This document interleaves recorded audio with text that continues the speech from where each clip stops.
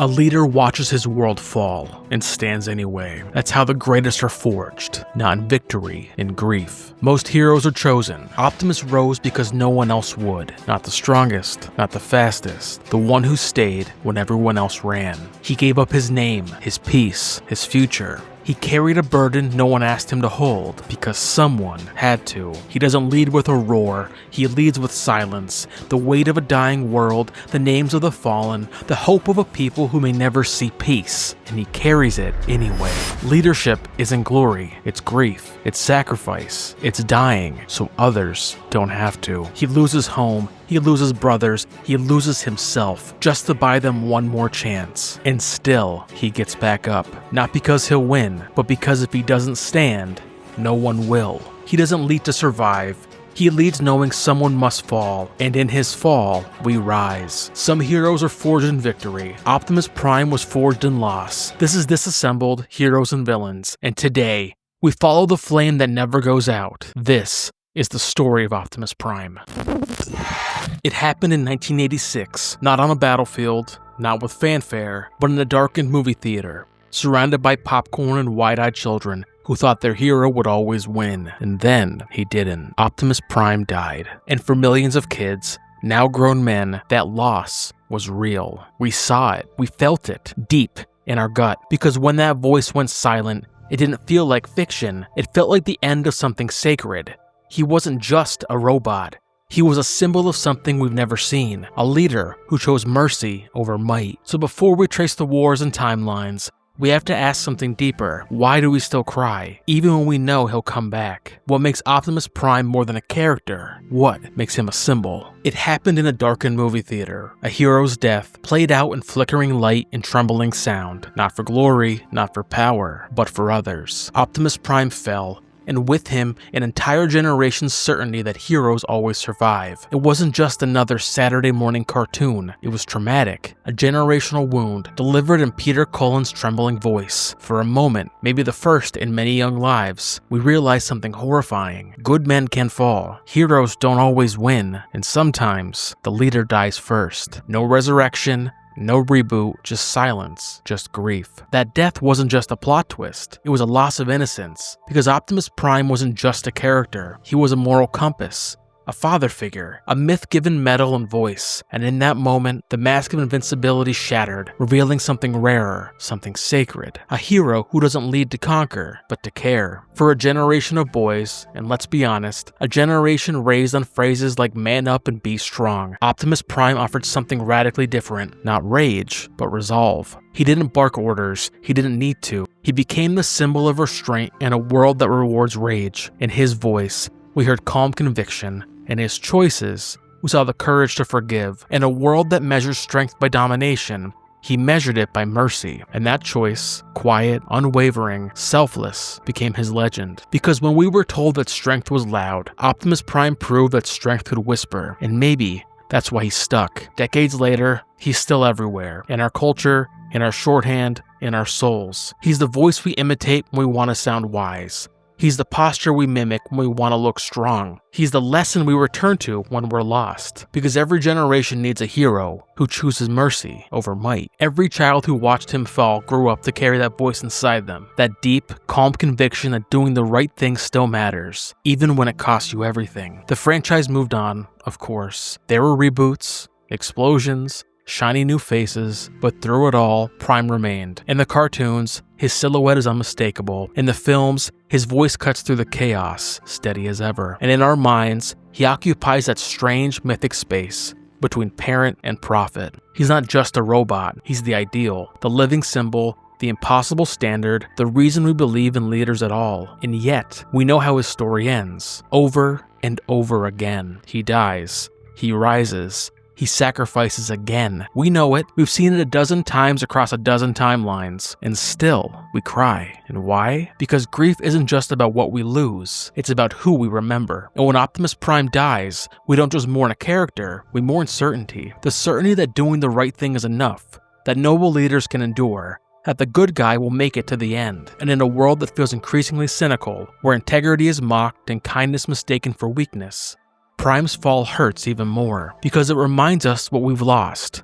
Belief. belief in goodness, belief in decency, belief that sacrifice still means something. Optimus Prime never asked to be mythic, but he became a myth anyway, not because he was flawless, but because he wasn't, because he stumbled, he doubted, he lost more than he ever won, and still he stood. That's what made him timeless, not the guns, not the Matrix, not even the truck, but the truth he carried, that leadership is not about power, it's about service, that the ones who carry the heaviest burdens often do so alone, and when they fall, they do it quietly, without applause, without reward, because someone has to. So when we cry for Prime, we're not just crying for a fallen Autobot, we're crying for every man who never got to say goodbye, every father who tried to do the right thing and failed, every leader who carried more than he could bear without ever asking for thanks. We cry because the world tells us that kindness is weakness, that mercy is for fools, that strength must shout, and Prime proves them all wrong. He's strength in silence,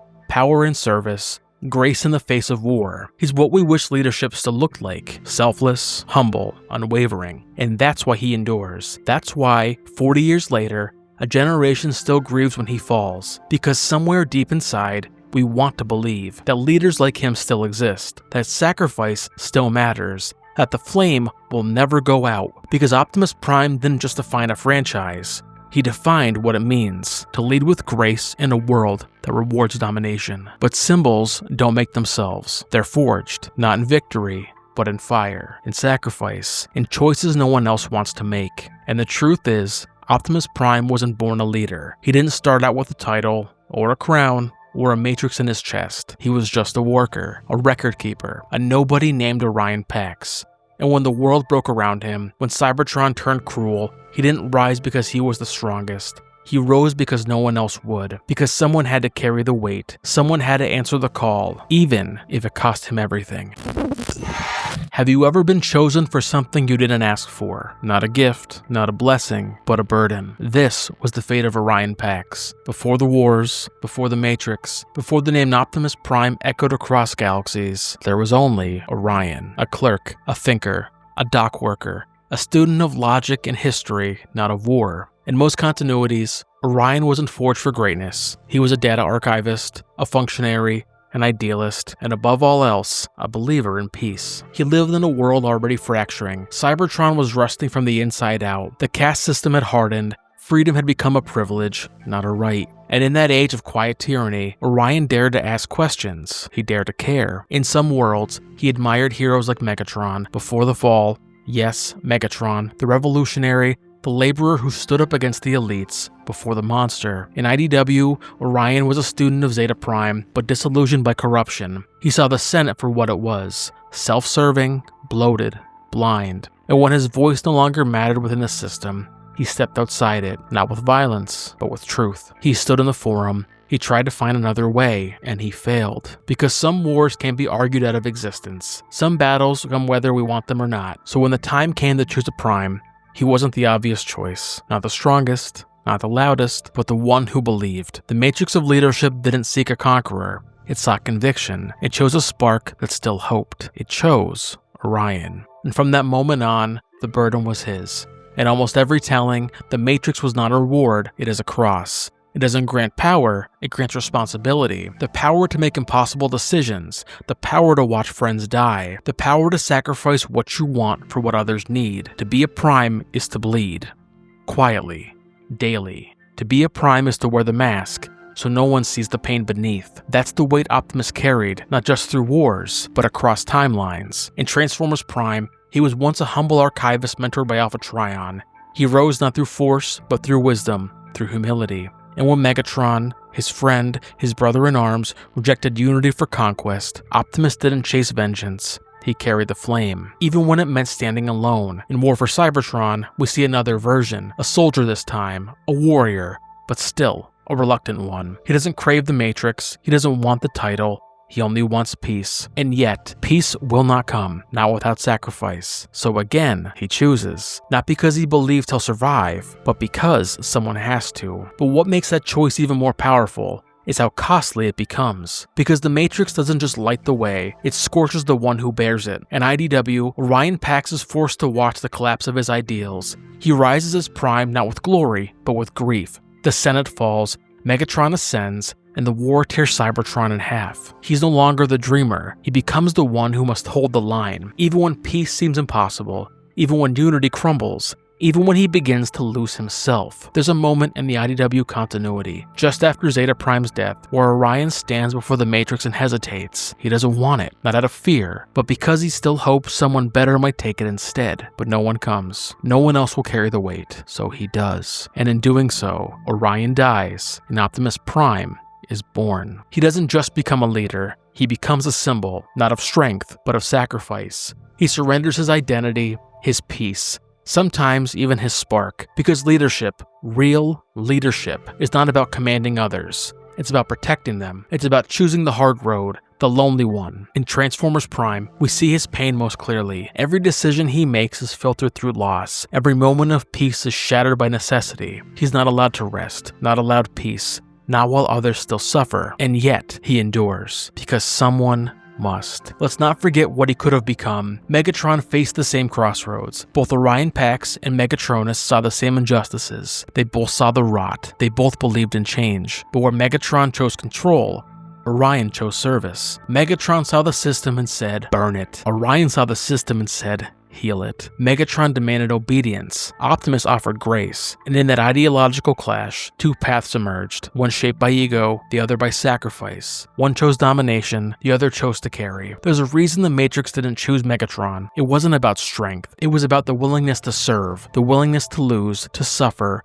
to lead without reward. Because Prime was never about glory, never about power. He doesn't want to be a Prime. He chooses to be one, and that choice echoes across every timeline. In Aligned, we see it in his mentorship. He lifts up RC, Bulkhead, Bumblebee, not with commands, but with trust. In G1, even after countless battles, he remains calm, steady, compassionate, a general who'd rather negotiate than destroy. Even in War for Cybertron, where the edges are sharper, the wounds fresher, he leads with restraint, because restraint is not weakness, it's strength refined. And in every version, the restraint is not passive. It's active, intentional, power held in check for the sake of others. In IDW, the cost becomes staggering. He loses comrades, he buries friends, he witnesses atrocities and wonders if anything he's done matters. And still, he carries the Matrix, not because he must, but because no one else will. There's even a moment late in the war when he almost gives it up, when he questions if the symbol means anything anymore, but because the meaning isn't in the Matrix itself, it's in how you carry it, and Prime carries it with honor. So if you've ever been the one people turn to,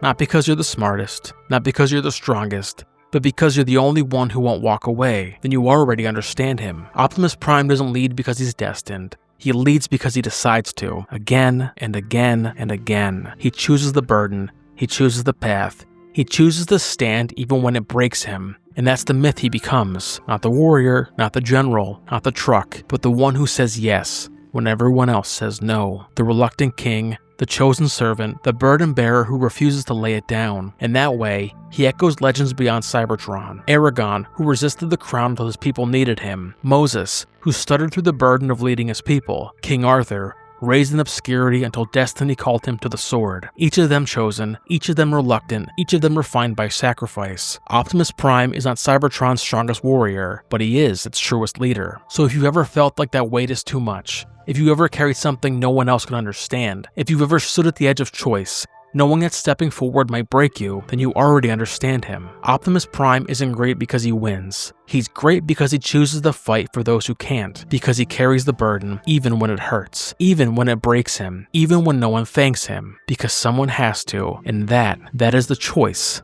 that made him.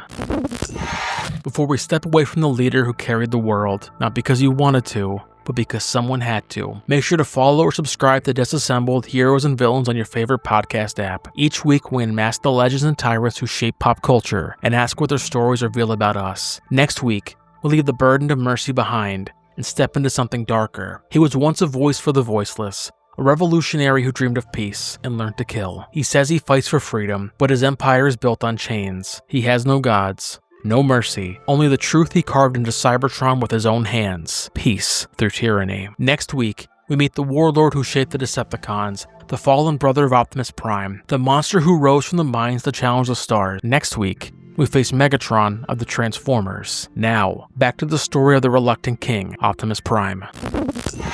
There's one crucial fact that no one tells you about carrying the mantle of leadership. It's a burden like no other. Optimus didn't become a legend because he was powerful. He became one because he kept walking after everyone else was gone. Cybertron fell, the war never ended, and one by one, so did the people he loved. Because leadership doesn't just demand strength, it demands sacrifice. So what does it cost to be the Prime? What does it take from you, piece by piece, until there's nothing left but the symbol? So now, let's face the truth behind the legend. Not what Optimus became, but what he gave up to become it. What part of yourself did you lose when you stepped into responsibility? Not the grand sacrifices, not the heroic moments, but the quiet ones. The hobbies you abandoned, the friendships that faded, the version of yourself you left behind, because someone needed you to be something else. That's the weight Optimus Prime carried. Not just the Matrix, not just the wars, but the slow, grinding erosion of everything he was, before he became what everyone else needed him to be. He lost his world. Cybertron didn't fall in a day. It died slowly, rusting, fracturing, bleeding energon into the void. In G1, the war consumed the planet's resources until there was nothing left. The Autobots and Decepticons fought over scraps of a dying world. By the time Optimus launched the Ark, the ship that would carry his people to Earth, Cybertron was already a tomb. He didn't leave because he wanted to. He left because staying meant extinction. When he looked back at his homeworld, fading into the distance, cold and lifeless, he knew he'd never see it whole again. In IDW, the loss is even more brutal. Cybertron doesn't just die, it's murdered. The Senate's corruption, Megatron's revolution, the Decepticons' conquest, Optimus watches his world tear itself apart, not from external threats, but from within. The cities he's walked as Orion Pax, gone. The archives he studied, burned. The ideals he believed in, shattered. And when he finally evacuates the planet, when he orders the Ark to launch, leaving millions behind, he doesn't do it as a hero, he does it as a survivor, haunted by the faces of those he couldn't save. In War for Cybertron, the fall is apocalyptic. Megatron doesn't just conquer Cybertron, he poisons it. Dark Energon, the corrupted lifeblood of the planet, spreads like a cancer. Optimus watches as the world itself turns against them. The ground cracks, the skies darken, the core destabilizes. And when he makes the call to abandon Cybertron, to launch the Ark into the unknown, he's not saving his people. He's watching them become refugees, homeless, scattered, broken. And he carries that weight because he's the one who gave the order. But losing a world is only the beginning. He lost his mentor, Alpha Trion, the one who found Orion Pax broken in the streets, the one who rebuilt him, the one who said, "You will become Optimus Prime." In G1, Alpha Trion sacrifices himself to save Optimus during a Decepticon assault. And Optimus, still young, still learning what it means to lead, watches his mentor die. He lost his comrades. Ironhide, Jazz, Prowl, Elita 1, Bumblebee, names that echo across timelines, each lost a different kind of wound. Ironhide was his anchor, the old war dog who never flinched. Jazz was his spark, laughter and music in the dark. Prowl was order, the mind that mirrored Optimus's logic. Bumblebee was hope, young, bright, unbroken. In Transformers Prime, Bumblebee loses his voice, ripped out by Megatron during the war. And though he survives, Optimus carries the guilt because he wasn't there, because he couldn't stop it. Every time Bumblebee communicates through radio clips, fragmented, broken, Optimus hears the voice he used to be whole, the scout who sang, who laughed, who reminded them all what joy sounded like, now silent. And Optimus never stopped blaming himself. In the 1986 movie, Ironhide dies without final words. Jazz falls moments later, and Optimus, bleeding and broken, carries their deaths into his final battle, not as a general, but as a friend, saying goodbye. In Transformers Prime, Cliffjumper dies in the series premiere. Optimus doesn't witness it, he arrives too late.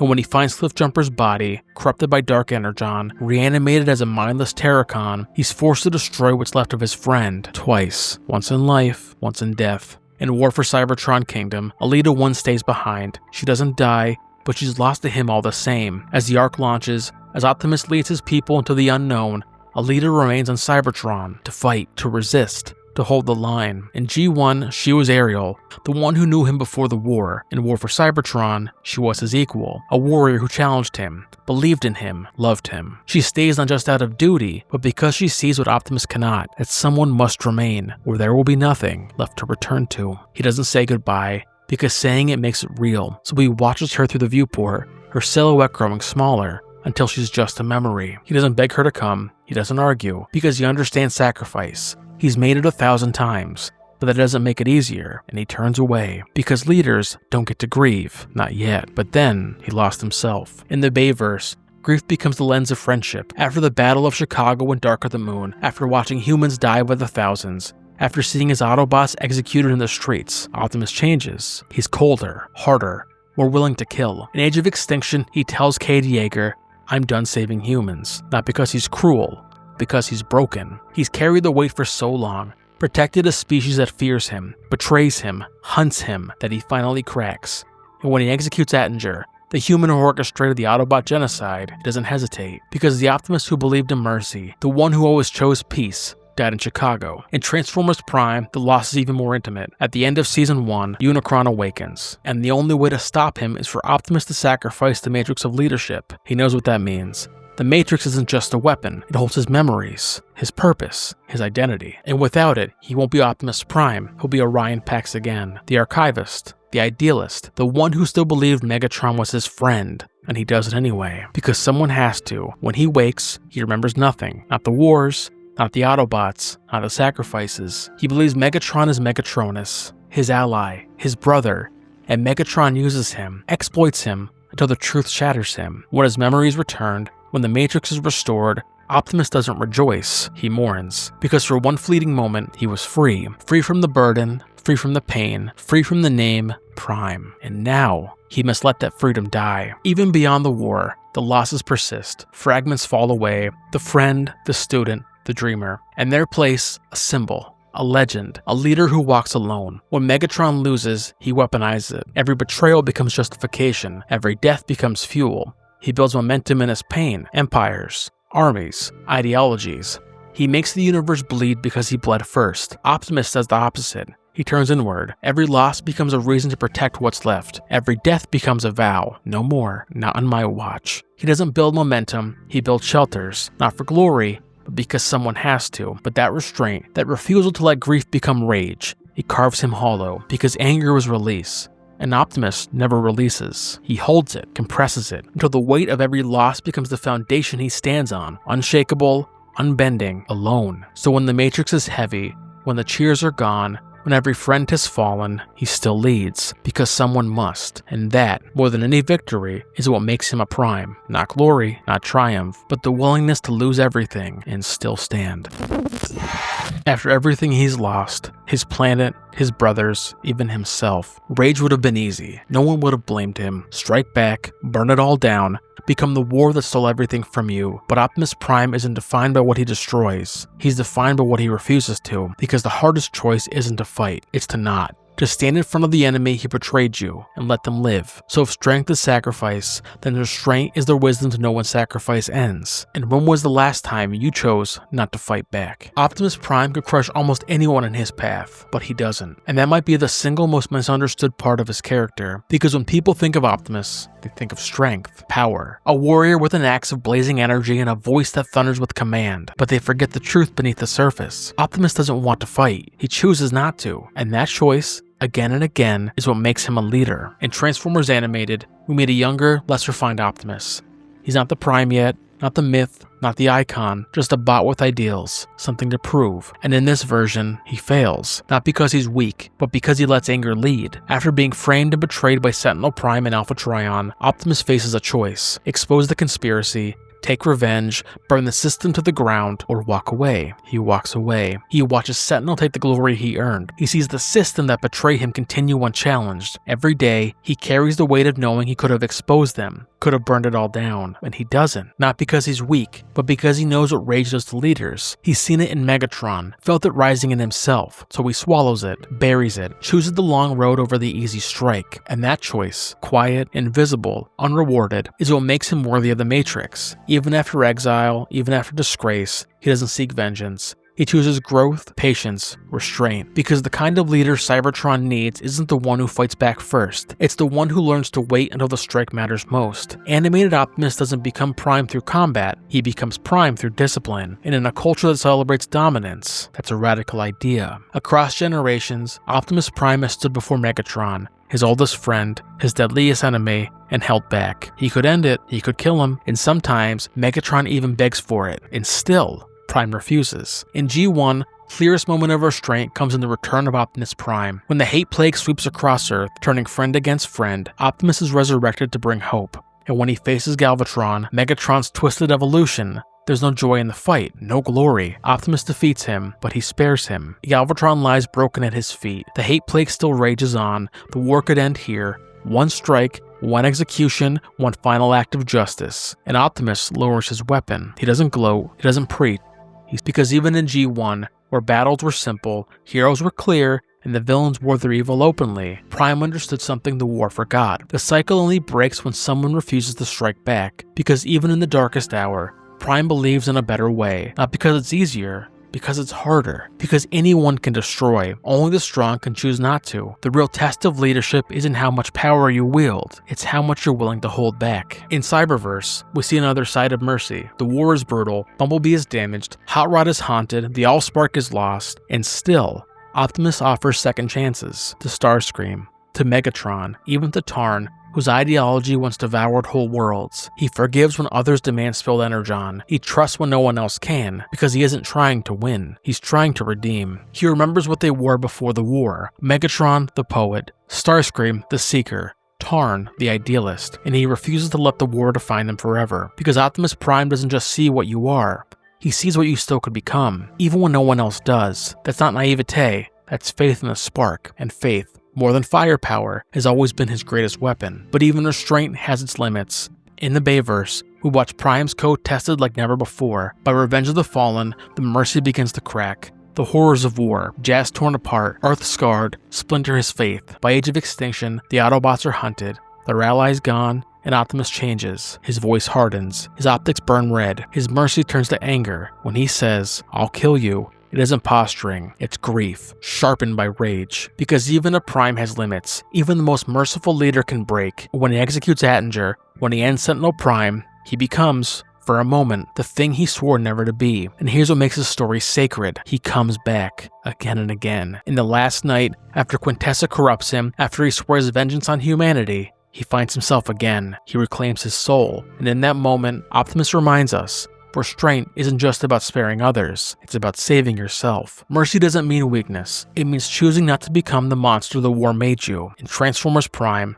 restraint takes on its purest form. Optimus loses everything, his memories, his identity, his name. He becomes Orion Pax again, the idealist who still believes Megatron is his friend, and Megatron, ever the deceiver, uses him, twists him, turns him into a weapon against his own people. When Optimus finally remembers, when the truth hits him like a heat of a dying sun, he has every reason to kill Megatron, every right, but he doesn't. Because if he kills in rage, he proves Megatron right. At the war made monsters of them both, so he lets him live. Not because Megatron deserves it, but because Optimus refuses to let hate decide who he is. And that's the real strength, not in the strike, but in the staying of the hand. But that's the difference, isn't it? When Megatron is betrayed, he burns the world. When he's wounded, he demands retribution. When he's wronged, he makes the universe bleed. Every loss becomes a weapon. Every betrayal becomes fuel. He builds monuments to his pain. Empires, armies, ideologies. But Optimus? He rebuilds what's left. He forgives, he spares. Not because he's blind to evil, but because he sees it too clearly to repeat it. The true power of leadership isn't fear, it's faith. Faith that mercy can break the cycle. Faith that peace is worth the pain it costs. Faith that you don't have to become what you hate to defeat it. Because when the war finally ends,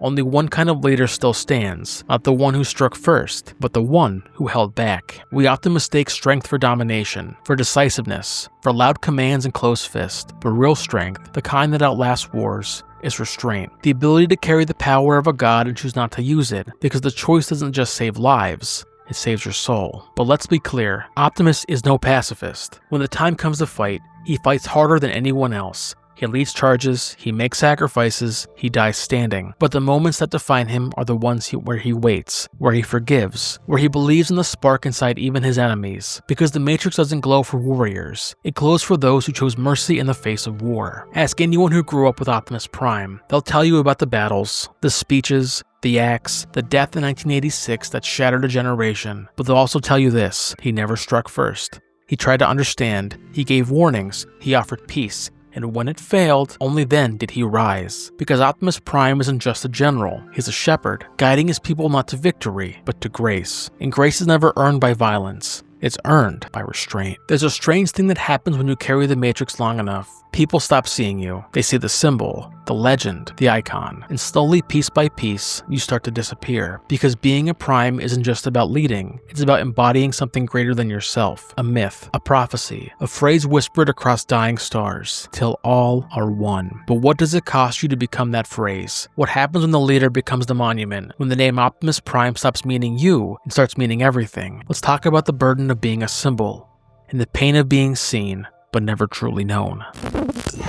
Optimus Prime is more than a leader. He's a myth, a banner carried into battle, a voice etched into memory, a symbol whispered across galaxies. Freedom, justice, mercy, until all are one. But what happens to the person beneath the symbol? What happens to the spark when all anyone sees is the Matrix? Because here's the secret no one wants to talk about. Symbols can't bleed. And Optimus Prime, he bleeds more than anyone. Nowhere is that cost clearer than in IDW's 2005 continuity. In this universe, Optimus isn't simply revered, he's deified, a living legend held to impossible standards, even by those he once called friends. But when the war ends, everything changes. Optimus steps down, he lays down the title of Prime and tries to return to being Orion Pax, a citizen, a servant, a soul. And how is he met? With hatred. Spike Witwicky, the human he saved countless times, testifies before the council. Optimus Prime brought this war on Earth. Millions died because he chose our planet as his battlefield. RC, his own soldier, refuses to speak to him. When he tries to apologize, she turns away. You don't get to apologize for a war, Optimus. You'll get to live with it. And on Cybertron,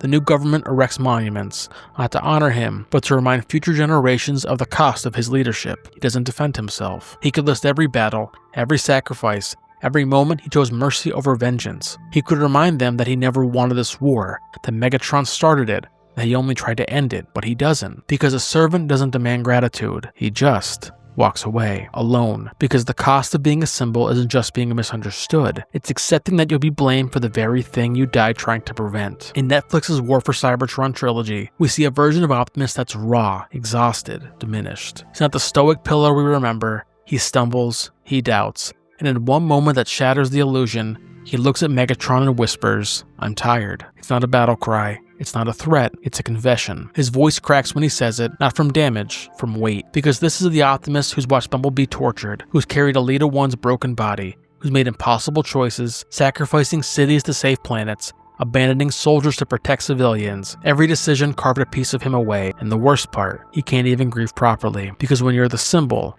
your pain isn't yours. It's a liability, a crack in the armor, a weakness enemies exploit and allies fear. So he buries it, carries it, lets it calcify into exhaustion so deep even his spark dims. And the only person who understands, the only one who carries the same impossible weight, is Megatron, his enemy. Because at least Megatron knows what it costs to be more than yourself, even if they choose opposite paths. What does it even mean? The phrase we chant with such reverence, till all are one. It sounds beautiful, noble, unifying, but think about what it demands. Not victory, not justice, unity. In a galaxy splintered by war, history, and hate, Optimus Prime is expected to unite them all, not just win the war, but heal the world. And the truth is, he tries, again and again, across every continuity. In G1, he offers Megatron peace treaties. Megatron rejects every one, but Optimus keeps offering, because unity demands hope, even when hope is foolish. In Animated, he welcomes Decepticon defectors into Autobot ranks. His own soldiers protest.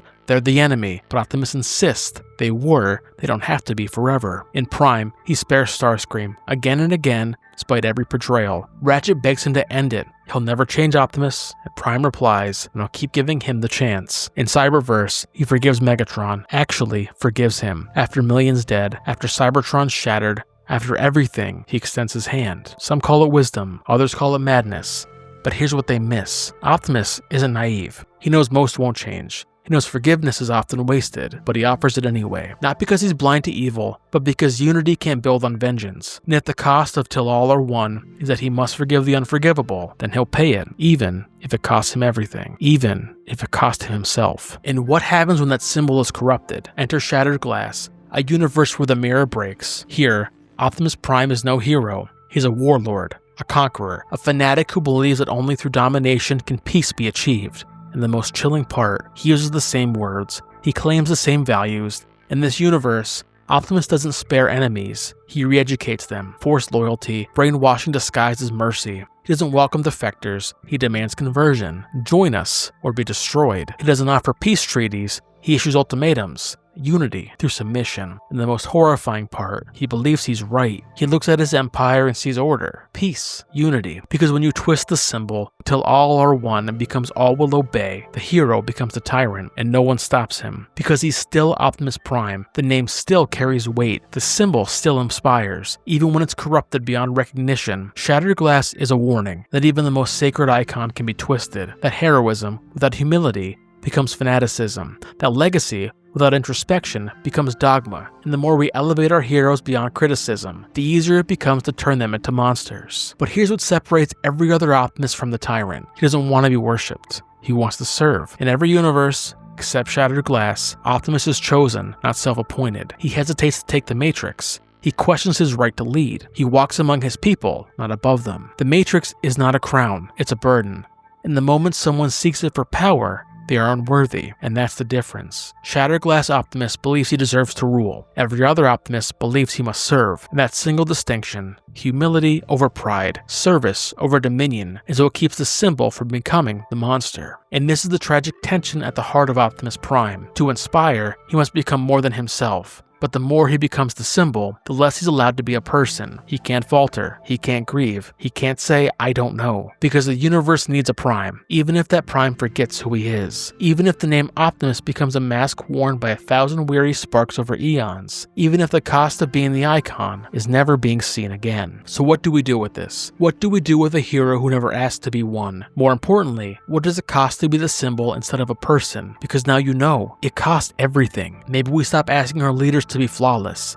Maybe we remember that strength includes doubt, that heroism includes weariness, that the greatest leaders are not those who shine without blemish, but those who carry the burden even when they break. So what does it cost to be a symbol instead of a person? It costs your name, your rest, your right to be wrong. It costs the ability to say, I don't know, or I can't, or I'm scared. It costs every moment of vulnerability, every private grief, every quiet doubt, because symbols don't bleed. They don't break. They don't ask for help. They just endure. In Optimus Prime, he's been enduring for millions of years. Not because he wants to be a symbol, but because someone has to carry the light, even when the light burns you alive. There comes a point where every leader, every symbol, faces the same question. How far are you willing to go to stop the darkness? Because even light casts a shadow. Optimus Prime has carried mercy across galaxies. He's chosen restraint when war demanded rage. But what happens when mercy fails? When every act of compassion is met with betrayal, when peace is a luxury no one can afford. The Autobots needed a savior, the universe demanded a soldier, and somewhere in between, Optimus began to change, because sometimes,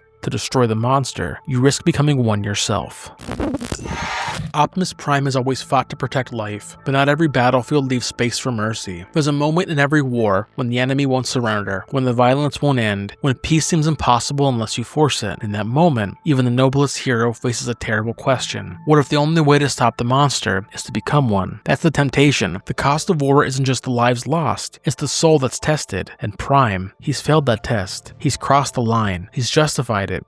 And in some universes, he never comes back. So here's the question that haunts all of us. How far would you go to stop a monster? Let's begin where it all started. In the original Generation 1 continuity, Optimus Prime was a paragon of virtue. He believed in freedom, redemption, and second chances. He didn't just fight to defeat the Decepticons, he fought to preserve what they could still become. But even here, the cracks began to show. He spares Megatron again and again, hoping that mercy might awaken something buried deep inside. He offers peace, diplomacy, even friendship. But that mercy came at a cost. In Transformers the movie, Megatron begs for compassion, and Prime hesitates. It's not weakness, it's hope. But Hot Rod intervenes. Megatron strikes, and Prime dies. He chooses mercy, and it killed him. The moment echoes across every future continuity. It's not just a dramatic death, it's a warning. Here's the truth every leader dreads. What if I was wrong? What if my mercy doomed us all? That doubt becomes the seed, and in every continuity that follows, Prime remembers. He remembers what his mercy cost, and in some timelines, he wonders if maybe, just maybe, he should have struck first. Fast forward to the War for Cybertron trilogy. The world is crumbling, Megatron controls the media, the Autobots are outnumbered, outgunned, and betrayed. And Optimus? He's still trying to lead, still clinging to hope, but that hope is eroding fast. His voice is ragged, his optics dim, his own team second guesses him. There are no easy victories, no rousing speeches, just survival. And the cost of that survival is his soul. When he says, I'm tired, it's not resignation, It's confession. He's tired of watching friends die, of watching mercy fail, of being the only one trying to remember what peace felt like, and slowly, incrementally, he begins to change. He kills without hesitation, he sacrifices civilians to save the planet, he calculates lives like variables, not because he's cruel, because he's tired, and that's the danger. Because this isn't a dramatic fall, it's a slow erosion, a compromise here, a decision there, until one day, mercy isn't a virtue, it's a luxury he can't afford, and he stops asking the question altogether. But then, there's the IDW universe, the most complex, the most political, the most human. Here, Optimus isn't a mythic figure, he's a politician, a general, carrying the consequences of millions of years of war. He's respected, but not loved. He's obeyed, but not understood. And in that isolation, something inside him hardens. He launches preemptive strikes. He takes Earth under Cybertronian control, not out of conquest, but out of a desperate need to protect both worlds. He orders Black Ops missions, collateral damage, assassinations. That's the moment. Not when he kills, but when he stops seeing killing as a failure, when it becomes strategy. Not in anger, in cold logic. Because what IDW Prime knows, idealism doesn't win wars, strategy does. So the compromises begin. He executes Decepticon prisoners, not in battle, but after surrender. He alienates, loses Jazz, and watches old allies question who he becomes. But he doesn't stop, because someone has to make the hard calls. Someone has to protect the bigger picture. But here's the tragedy. He starts to believe the person can also be good. And in that belief, Optimus Prime becomes something else. Not a tyrant, not a villain, but a bot who's forgotten what he's trying to protect in the first place. But then, there's the Bayverse, the darkest mirror, the worst case scenario. This is the Optimus Prime stripped of restraint, broken by betrayal, pushed past every moral line, till all that remains is fury. By Revenge of the Fallen, he's not just defending Earth, he's hunting. When he says, "Give me your face," it's not theatrical, it's psychological horror. This isn't battlefield survival, this is execution.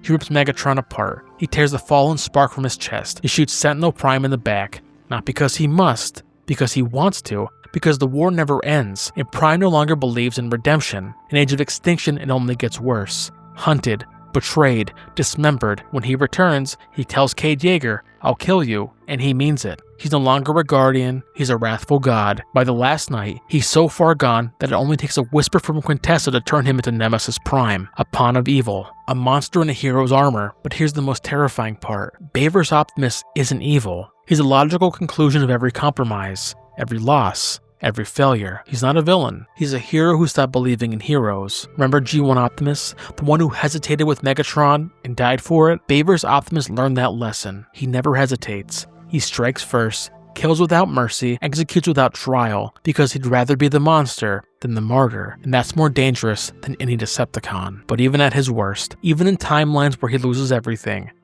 Optimus Prime never stays gone. Not forever, because what makes him extraordinary isn't that he never fails, it's that he returns. In Transformers Prime, he executes Megatron, but later, he spares Starscream. In Cyberverse, he forgives Megatron and invites him to rebuild. In IDW, he steps down as Prime, not in weakness, but in recognition that he's no longer the leader they need. So what makes Optimus different? Why can he come back from the abyss when others can't? Because he never stopped asking the question. Even at his worst, even when he's ripping faces off, there's a part of him that whispers, "Is this who I am?" Megatron stopped asking. Shattered Glass Optimus stopped asking. But Prime, he never stops. And that's what saves him. And in doing so, he reclaims the most important part of himself, his humanity. Because it's easy to fall into brutality, to answer evil with evil, to kill the monster by becoming it. But Optimus Prime teaches us something harder. That leadership isn't power, it's restraint. And mercy isn't weakness, it's courage. The courage to not take the shot, to not cross the line, to remember the spark inside even your enemy. So how far would you go to stop the monster? Would you kill? Would you betray? Would you become something unrecognizable, even if it meant the war would end? That's the tension we all live with. The leader who considers cutting corners. The parent who would do anything to protect their child. The soul who wonders, am I still the good guy? Optimus Prime had asked the question, and sometimes he answered it the wrong way. But he comes back. He chooses differently. He remembers. Because the line between hero and monster is razor thin. It's not marked by strength, but by principle. And the ones who walk it with courage, that become something even rarer than icons. They become true leaders. Because sometimes you become what you hate to protect what you love. But the real hero is the one who refuses, who stays righteous even when surrounded by darkness, even when it would be easier to fall. So what happens when the battle ends? When the smoke clears and the monster is dead, that's the moment most warriors dream of. But for Optimus Prime, it's the hardest part. Because once you've seen how far you're willing to go, how do you come back from it? How do you look your enemy in the eye and still believe they're worth saving? How do you extend a hand to the very one who tried to destroy everything you love? Mercy isn't just hard, it's unbearable. Because in a world that rewards cruelty and glorifies vengeance, compassion doesn't make you look brave, it makes you look weak. But that's the final lesson Optimus teaches us. That true strength is choosing grace when the world demands wrath. In his greatest act of leadership, not with a weapon, but with an open hand, he reveals the final truth. Sometimes, the only way to stop the cycle is to forgive the one who broke it. Some leaders win through power, others win through fear, but Optimus Prime, he wins through mercy. Again and again, across timelines, battles, and shattered realities, he chooses restraint when he could have struck, compassion when he could have condemned, and in doing so, he proves one thing above all. In a universe addicted to war, mercy is rebellion. Let's begin where most wouldn't, the original Transformers movie in 1986. Optimus Prime has Megatron beaten, broken, disarmed. The warlord who murdered countless Autobots, who razed cities, shattered planets, and nearly killed Prime himself, now lies at his feet. The crowd expects it, the world demands it. One final blast, one clean execution, but Optimus doesn't. Because for him, leadership has never been about dominance. It's about restraint. Killing you is not the right way. He knows Megatron will return. He knows that mercy could doom Cybertron, but he does it anyway. But what does that mercy cost him? Everything. Because Megatron doesn't accept grace, he exploits it. Hot Rod intervenes, Megatron strikes, and Optimus Prime dies. Killed by the very mercy he extended. Because even in his final moments, he doesn't regret it. Because some principles are worth dying for. Because justice without mercy is just vengeance with armor. And real mercy, it's grace offered even when it's undeserved, even when it costs everything. Mercy, Prime teaches us, isn't weakness, it's strength without cruelty. And in that moment, he becomes more than a leader, he becomes a revolution. Fast forward to Transformers Animated, a younger Optimus, less certain, still growing into the mantle of Prime, but the lesson unchanged. At the climax of Endgame, Megatron is once again defeated. Optimus has the power to end it, to kill him, to end the threat forever, but he doesn't. He doesn't do it because he remembers what it cost him the last time he chose violence. He remembers what he almost became. This Optimus arrests Megatron, chains him, brings him in alive, despite the protests of his own team, despite the suspicion of Earth's government, despite knowing full well that mercy might come back to haunt him. But Optimus Prime holds the line, because mercy doesn't just spare the enemy, it protects you from becoming one. In the aligned continuity, from War for Cybertron to Transformers Prime, we see another side of this mercy, one rooted not just in survival, but in redemption. In Transformers Prime, after countless betrayals, Optimus still says to Megatron, you can still be saved. Not with condescension, not with manipulation, but with genuine belief. Even after everything, Prime still sees the possibility of change, and for a brief moment, Megatron takes it. During the Unicron arc, he stands beside his former enemy, fights for a different future, but it doesn't last. After Unicron falls, Megatron returns to war, the Alliance shatters. And Optimus, he doesn't say I told you so, he simply mourns. Because he saw what Megatron could have been, and that glimpse, however brief, was worth the risk. Optimus doesn't gloat, doesn't punish, doesn't say I told you so. He simply offers dignity, and that is grace. Grace that says, I remember who you are, not just what you've become. Because mercy isn't just letting go of wrath, it's extending the belief that someone is more than their worst day. That even Megatron could still choose peace. And yet, that mercy comes at a cost. Optimus Prime is mocked, labeled weak, soft, foolish. His own troops question him. He'll never change, Prime. How many chances are you going to give him? Do you want us to lose? Because in a world that worships power, cruelty looks like strength. And compassion looks like surrender. But here's the truth. Mercy is the most dangerous thing a hero can do because it defies the world, defies instinct, defies everything evolution taught us about survival. Mercy is vulnerability in a battlefield of violence. It's the decision not to strike, when every part of you wants to. Optimus makes that decision again and again, not because it's easy, but because it's right. But not all mercy is pure, and no version of Optimus proves that better than shattered glass. In this twisted mirror, mercy becomes a weapon. Optimus still preaches redemption, still offers second chances, still speaks of forgiveness, but it's a lie, a leash, a smile hiding a tyrant's hand. Enemies aren't spared because they've earned it. They're spared because they're useful. Because obedience is easier than annihilation. Shattered Glass Prime doesn't forgive. He indoctrinates. Captured Decepticons aren't given trials. They're given re-education. Dissenters aren't debated. They're reformed. And those who refuse, they disappear. Not killed. That would be too honest. Just erased. Their sparks reprogrammed. Their memories rewritten, until they become exactly what Optimus needs them to be. That's not forgiveness. That's annihilation wearing a smile. Join us or be forgotten. His mercy is conditional. His grace is performative. It's mercy without truth, forgiveness without repentance, grace without justice. And that's not mercy, that's exploitation. True mercy says, I forgive you, but you must change. False mercy says, I forgive you, so you must obey. And when this happens, when forgiveness is just a form of domination, compassion dies. Shattered Glass Prime becomes a warning. When virtue becomes camouflage, tyranny wears a halo. So what separates the true from the false? What makes mercy divine? Truth? Accountability? Courage? Optimus Prime forgives, but never forgets the war. He offers peace, but still holds Megatron responsible. He extends grace, but never erases consequence. And that's what makes it real. Because real mercy requires strength. Not the strength to crush, but the strength to be mocked, to be betrayed, to offer kindness, and be hated for it. In a world that rewards cruelty, compassion is a revolution. Optimus Prime, he's been leading that revolution for 40 years. Not with thunder, not with vengeance, but with an open hand. So what if showing mercy made you look weak? What if they laughed? What if they betrayed you again? What if offering grace meant losing everything? Would you still do it? Because we've all been there.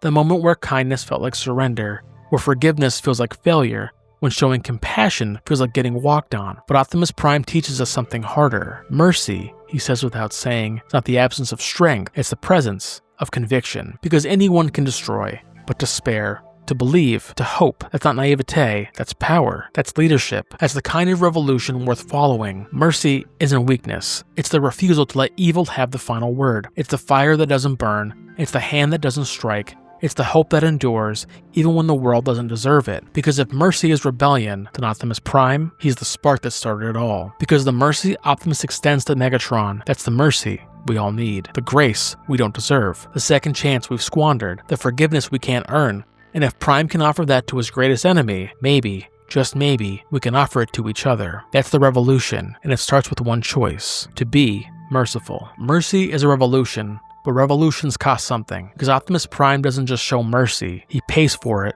with his life. Not once, not twice. Across timelines, across worlds, he falls. Sometimes in battle, sometimes in silence, sometimes by choice, but never in vain. Because here's the paradox: the more often he dies, the more powerful he becomes. Not as a ghost, not as a memory, but as a symbol. A legacy passed down to Bumblebee, to Hot Rod, even to Megatron himself. Because Prime's greatest lesson was never how to fight, it was how to fall and rise again. In every death, he teaches us something deeper. That leadership isn't about surviving the war, it's about making sure someone else can walk away after you're gone. He doesn't die because he's weak, he dies because someone has to. Because in the end, Optimus Prime doesn't just fall, he teaches us how to rise. Now, let's talk about death, not as an ending, but as a legacy. He's died more than we can count, and yet, he never really leaves, because Optimus Prime's death is never just an ending. It's a passing of the torch, a final act of leadership so powerful, it reshapes the future. It began in 1986. Transformers the movie wasn't just entertainment, it was a funeral. A generation of children watched their hero, their Prime, bleed out on an operating table. He didn't go out in a blaze of glory, he faded, slowly, quietly, until that day, till all are one. A promise whispered on his deathbed. What kind of hero dies in the first act? One whose death means something, because in that moment, Optimus stopped being a character and became a myth. A legend of sacrifice so profound, it would echo through every continuity that followed. But look closer, that wasn't just a death scene, it was a substitution. Megatron raised his weapon toward Hot Rod, and Prime, already wounded, already dying, stepped into the line of fire. He chose the shot meant for someone else. He didn't die because he was weak. He died because someone had to. Because leadership isn't about living forever, it's about making sure someone else can. And as the light of the Matrix passed into Hot Rod's hands,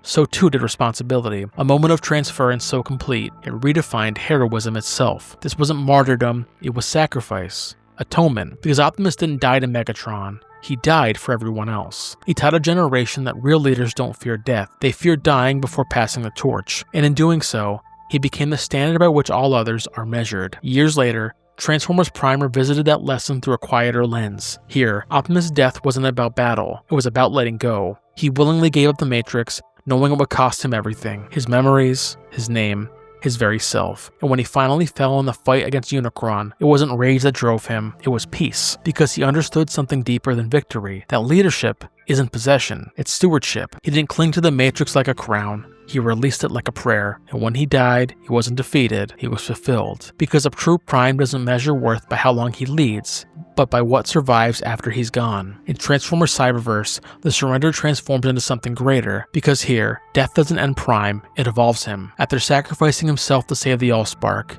he returns, reborn. The same soldier, but as something wiser, gentler. He doesn't come to fight back, he comes back to heal. His resurrection is a spectacle of power, it's a message of hope, because even in death, Optimus Prime returns to stay silent. He rises, not to conquer, but to redeem. As resurrection theology, disguised as science fiction, he dies, descends into silence, and emerges transformed. The same spark, but with a new purpose, to show that even after destruction, there can still be creation. That point isn't that he escapes death, it's that death can't stop what he stands for. But what's most powerful about Prime's death isn't what it does to him, it's what it does to everyone else. Because when Optimus dies, others rise. Hot Rod takes the Matrix and becomes Rodimus Prime, and at first, he fails. He doubts himself. He stares into the light and whispers, "I'm not Optimus." But that's the whole point. He's not supposed to be, because Optimus never wanted disciples, he wanted leaders. Rodimus doesn't replace him, he continues him. He learns that leadership isn't imitation, it's interpretation. To carry the flame, that doesn't mean you copy the one who lit it, it means you keep it burning. Bumblebee learns that too.